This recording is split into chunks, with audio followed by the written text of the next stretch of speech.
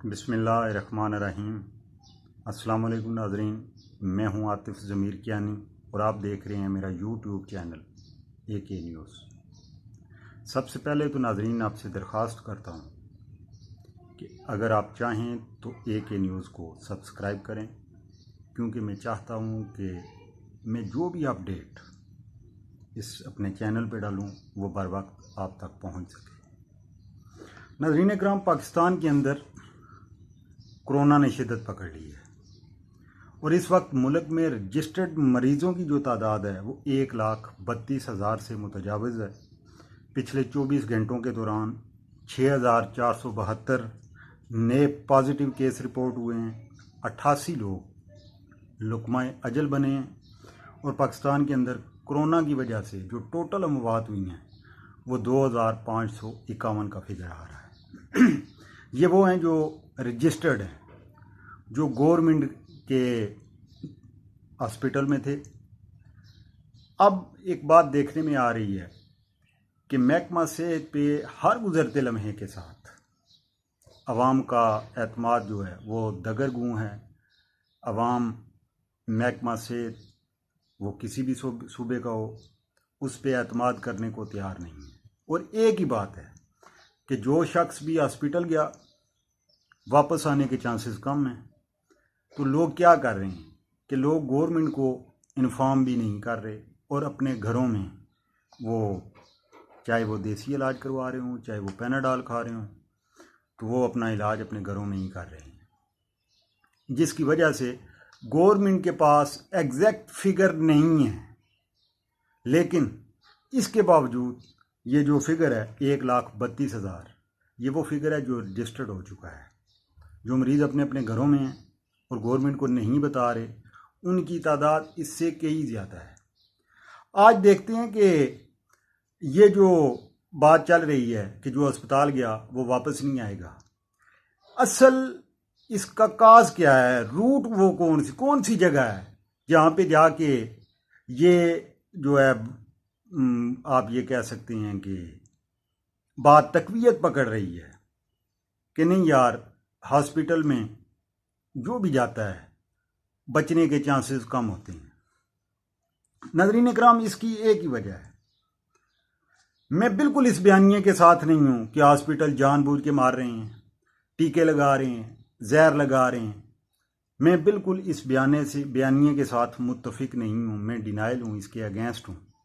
मेरी अपनी दानिश में पाकिस्तान का जो पैरामेडिक स्टाफ भर्ती करने का अमल है, आपने ये देखा होगा अमूमी तौर पे कि जो निजी हॉस्पिटल्स हैं उन पे जो अमला रखा जाता है, जो नर्सिस स्टाफ होता है, जो पैरामेडिक्स, वो उनकी तालीम भी एक तो मेडिकल के हवाले से नहीं होती।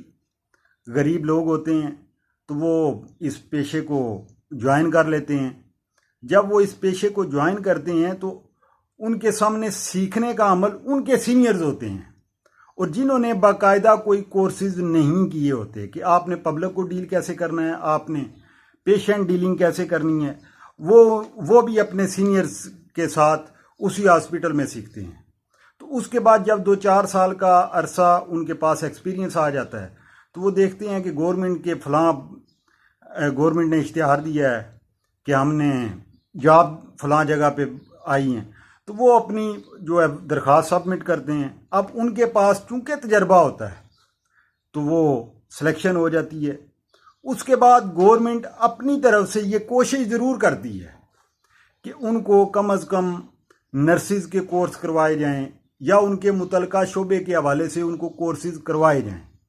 लेकिन उन कोर्सेज का मेयार भी जो होता है नाज़रीन इकराम, वो ऐसा प्रोफेशनल नहीं होता है जो बैरूनी दुनिया में करवाया जाता है या बैरूनी दुनिया में राइज है। ऐसा कोई निज़ाम पाकिस्तान के अंदर नहीं है। आपने देखा होगा कि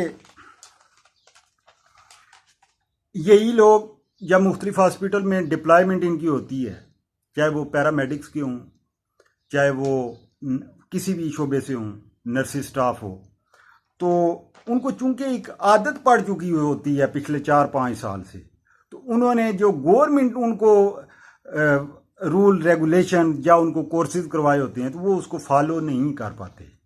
जिसकी वजह से उनका बिहेवियर, और अब गवर्नमेंट के हॉस्पिटल में तो जाता ही गरीब है, जिसने जो अफोर्ड नहीं कर सकता, कोई निजी हॉस्पिटल जाना जो अफोर्ड नहीं कर सकता उसने जाना है।